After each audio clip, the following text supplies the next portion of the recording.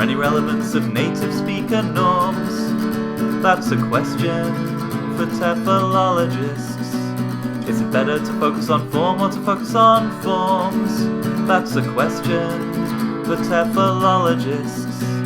If you use a textbook, is your classroom authentic, or should your approach be more learner-centric?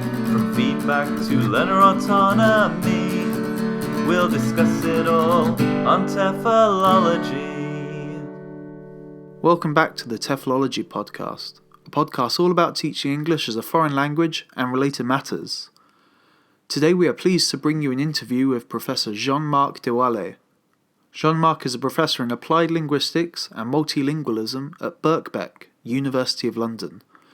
His various research interests include multilingualism, multiculturalism, as well as individual differences in foreign language acquisition and production. His publications include the co-authored Raising Multilingual Children, written in 2017, 2013's Emotions in Multiple Languages, and New Trends in Crosslinguistic Influence and Multilingualism Research, written with Gessica De Angelis. Matthew got the chance to speak to Jean-Marc at the third Psychology of Language Learning Conference held at Waseda University in Tokyo in June 2018. Matthew asked questions to Jean-Marc about topics related to multilingualism, such as raising multilingual children. We hope you enjoy the interview.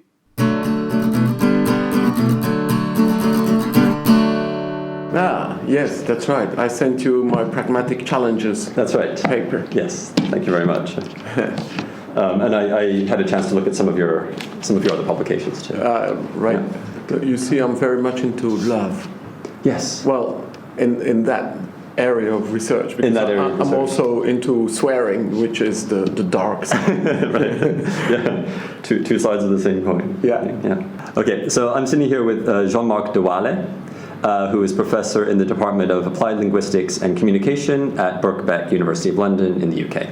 He's here in Japan at the Psychology of Language Learning Conference, which is being held at Waseda University. So first of all, Jean-Marc, thank you very much for agreeing to talk to me. A pleasure. Great. So just to begin, can I ask you to talk a little bit about your career history as a teacher and the type of research that you're involved in now?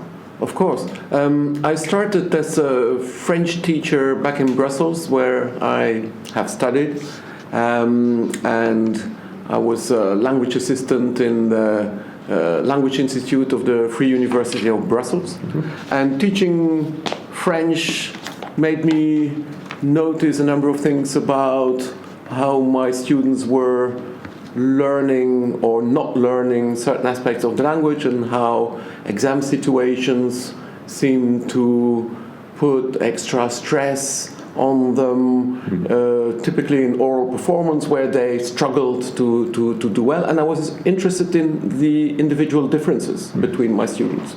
And so my PhD was on individual differences in the production of French as a foreign language. And I could say that my interest in individual differences has obviously evolved, but I'm still interested in individual differences. I find it fascinating that two students who have had the same language input, the same teacher, might end up being highly proficient or only medium proficient. And the question I ask is, why? Yeah. Okay. Interesting. And then could you talk a little bit about how you went from there to your current position? I got my PhD in '93 at the University of Brussels, and then I was lucky enough to get a job at Birkbeck at the University of London, where I started in the French department. And after a couple of years, I realized that all my students were, in fact, not interested in, my PhD students were not interested in French, but were interested in phenomena linked to bilingualism and second language use and acculturation. And so I transferred to the Department of Applied Linguistics, where I'm extremely happy right now because I'm supervising 14 PhD students, and they come from all parts of the world. So I have a Japanese, two Chinese, two Americans, a Russian, two Saudis, a couple of continental Europeans, and all these students are interested in similar phenomena, but in their particular language and culture configuration. So they form a fantastic, exciting group of young researchers. Okay, great. Could you talk a little bit about your own personal linguistic background? Sure. I grew up speaking French in a Flemish town. So the family language was French, but we used Dutch outside the home, and I had all my education in Dutch. So I guess that's probably what got me interested in bilingualism and language. If you grow up and you're linguistically slightly different from your peers, you wonder why. Okay. And in fact, the same thing happened to my daughter, who grew up, she was born in London, and grew up with 3 first languages. I speak French with her, my wife speaks Dutch with her, and she had English from school and the friends.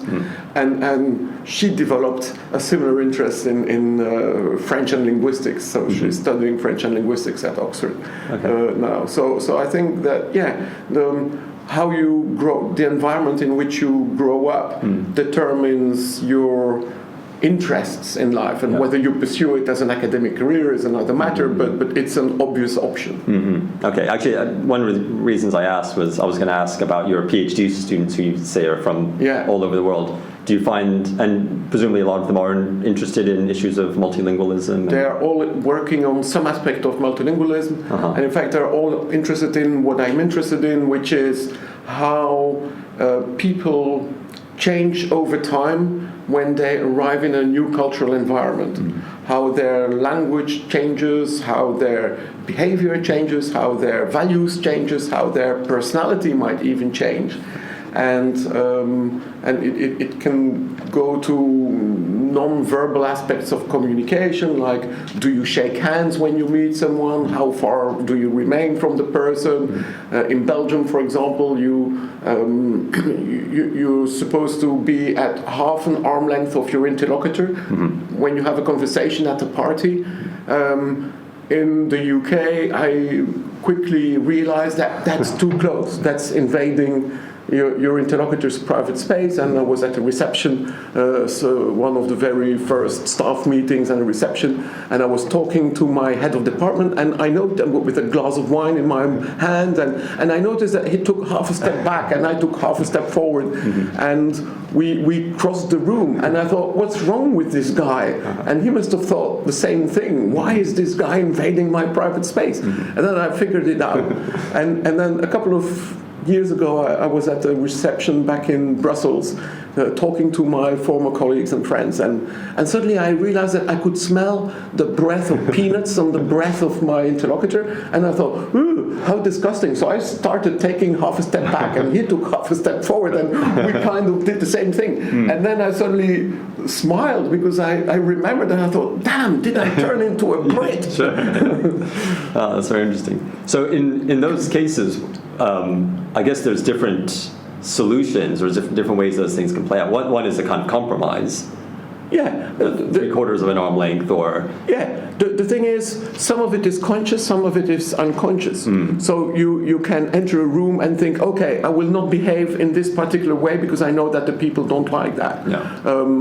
But sometimes unconsciously you say you walk in a way that is determined by the culture. Of course. And I had an Egyptian student who had spent 4 years in London and returned to the popular neighborhood in Cairo where she had grown up, and she visited a friend. And as she gets out of the friend's house and runs down the stairs, she notices a group of schoolgirls in uniform who point at her and say, "Oh, look at that foreigner." And so she looks around, and she's the only person, so she felt insulted that, her identity was being denied, so she yells something in the local dialect, and the girls start laughing and say, "Oh, and the foreigner speaks Arabic too." And so she was kind of shattered because of that, because we discussed this afterwards, and she said that, it was like she had lost her original identity, and that she had never realized that having spent 4 years in London would changed the way she ran down the stairs. Obviously, we don't know what was she. Maybe, was it to do with clothing, or was she wearing makeup? I don't know. Maybe there are other elements that make you stand out from the crowd. But I think that men and women behave differently in different cultures, and hence, if you're being exposed to another culture, it will have an influence on your behavior, conscious or unconsciously. You co-authored a book published last year, I believe, called "Raising Multilingual Children." That's right. So I think it's an issue that many people in our field deal with. For maybe obvious reasons. So first of all, could you talk about some of the most common misconceptions regarding raising multilingual children? It's not easy. You have to be systematic from the start. You can't only do it in weekends. So I think that you need to establish routines with your newborn child. I would say from birth. That one and the best strategy is probably for one parent to use one language, and the other parent maybe to use another language, and to do that systematically. That the moment the child sees your face, that language switches on in its brain, and the same to you as a parent. You see your child, that language gets activated. So and then if you are the minority language representative, you need to make sure that your child gets sufficient input and that you can convince the child that this is a cool language. This is our secret language, or this is a language, I will read books to you in the evening, and there are marvelous stories that only exist in this language. It worked out for my daughter, but my two co-authors in the book describe how it didn't quite work out how they had wished for their trilingual child, because the child decided that they would use one language rather than another, or the Julia Festman's husband died, which meant that the only source of Hebrew in the family suddenly disappeared. So the children remained interested in languages and grew up bilingually rather than trilingually, which is fine, of course. So, but I think the conclusion is that it's hard work, and you need to be systematic, and you need to be smart about it, in the sense that you cannot force a child to use a language if the child decides that he or she no longer wants to use that language with you. And if that happens, then our advice is not to give up, in the sense, keep using the language with the child and allow the child to answer back in another language. And if you continue providing input, maybe at some point they will decide that, they still know that language, or if they go to the country, they might understand and even speak it again. So. Okay, interesting. Just very anecdotally, the impression that I get in those situations is that maybe a lot of adolescents will enter an age, like a certain period, when maybe the socialization with their friends is more important, when they might start to reject the minority language. It really depends on what the peer group thinks about the language.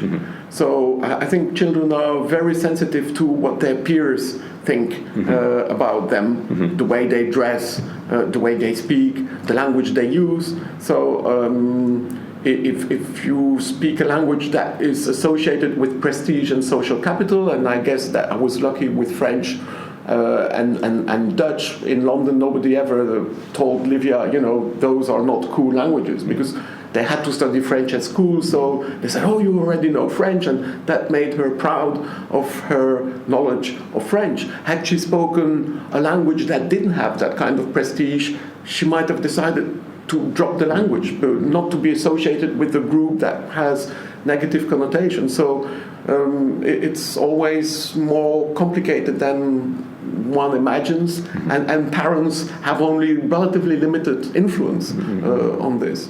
Right. In addition to sort of multilingualism, another of your big research interests seems to be emotion. That's right. But I want to tie this back to something you said earlier in terms of your daughter. So I know that you and your daughter won the 2017 prize for best paper in the Journal of the European Second Language Association. That's right. For an article. So actually, my first question is, what emotions were involved in the process of writing a paper with a family member? It's great. I would recommend it to anyone who is in the academic business.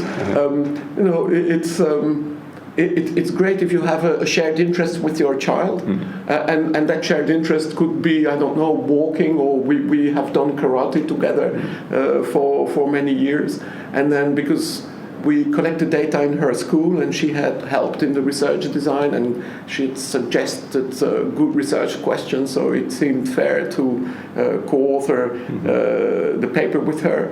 And her English is obviously better than mine. Okay. It was a very pleasant collaboration, and then the fact that we won the prize was rather unexpected. Okay. Yeah. So you've written quite a lot about the emotions involved in intercultural couples. That's right. And I think you explained that the work on emotion is based on the theory of constructed emotion. Yeah. Could you talk a little bit about what that means? Well, it is. There is a big debate going on in psychology whether there is such a thing as basic universal emotions, or whether emotions are culturally specific and there are no universal emotions. So I started not having a particular viewpoint, but then I started to realize that the cultural specificity is in fact the better theory, because it explains what we notice in multicultural and multilingual individuals.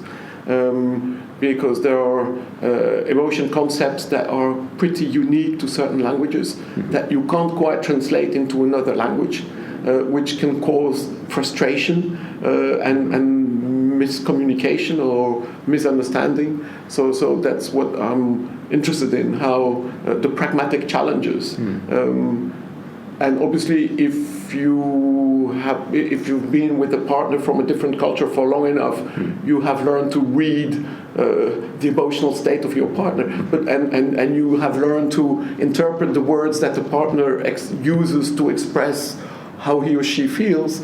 But that takes a little while. So it typically takes a couple of months, is what I discovered. Okay. After that, either they break up, or they find some accommodation in their emotional communication.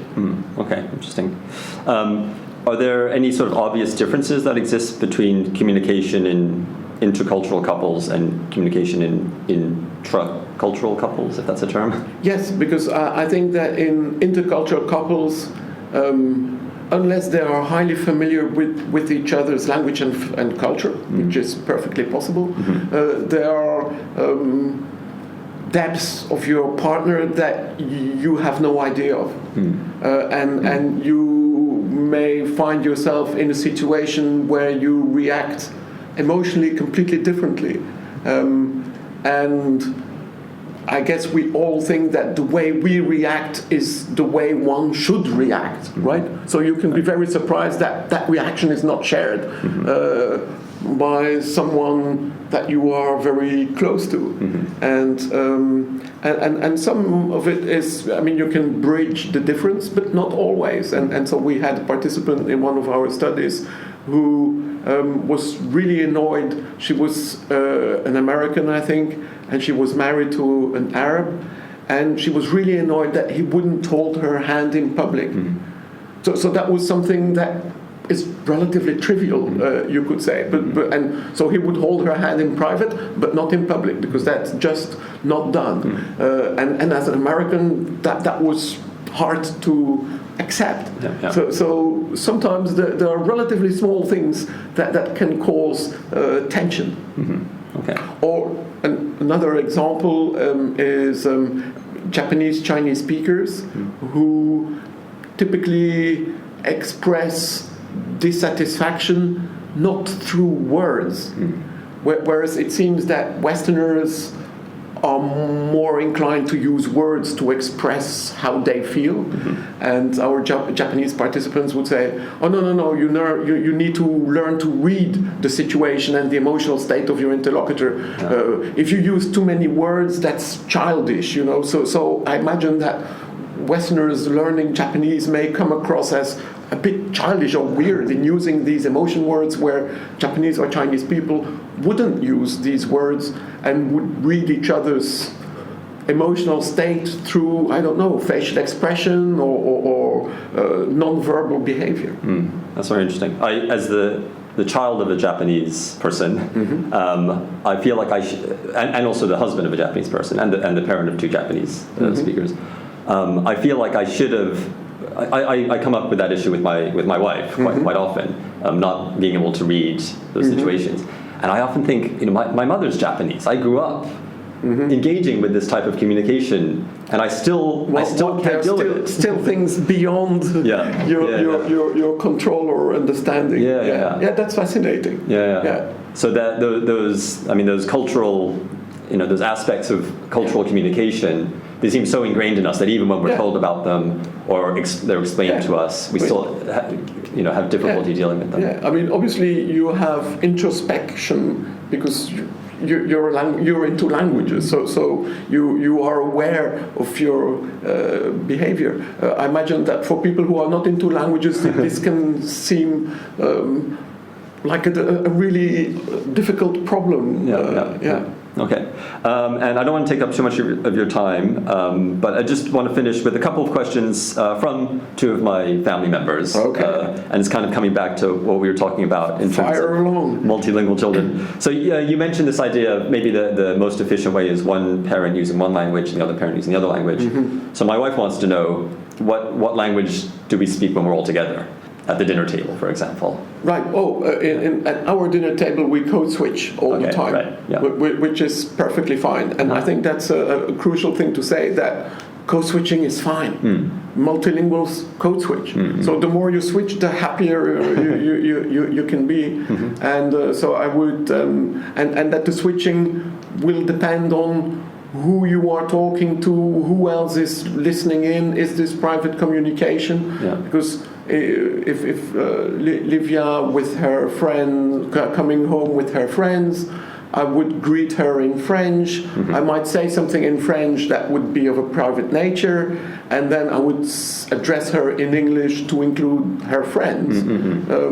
So language choice is really a way of including more or fewer speakers. And what languages you use in the home depends really on what languages are being used outside the home, and how much you feel you need to maintain the minority language within the home. So if you are the only source of English in a Japanese-speaking environment, then it might help. If there was more conversation in English within the home, because it's a minority language, and it's very easy for the dominant language to take over and throw out everything else. But then I would say, ideally, the parent should use a first language with the child. That seems to be the best option. Right. And then a question from my 7-year-old daughter. Great. I think anyway, I asked her if she had a question. Good. And it's the issue that I've kind of made her aware of, I guess, which is, I think perhaps her English was a little bit more dominant until she started nursery school. That's typical. Yeah. And now she's in her second year of primary school, and obviously her Japanese, especially her writing and reading ability, that's normal, far surpassed her English. So she wanted to know what she can do to work on her English writing skills specifically. Yeah, well, that will be up to you, I guess. You can suggest that maybe she writes a diary in English, and that you would be happy to help her with spelling or vocabulary. That's something that is a bit fun and not too schoolish. That's probably the best suggestion. And read English books to her, and watch English films. That's probably good. Okay, great. Okay, I don't want to take up any more of your time because we're here at a conference, and I'm sure you want to see some sessions, but thank you very much. A pleasure. Jean-Marc. Nice talking to you. Very nice talking to you. Thank you very much.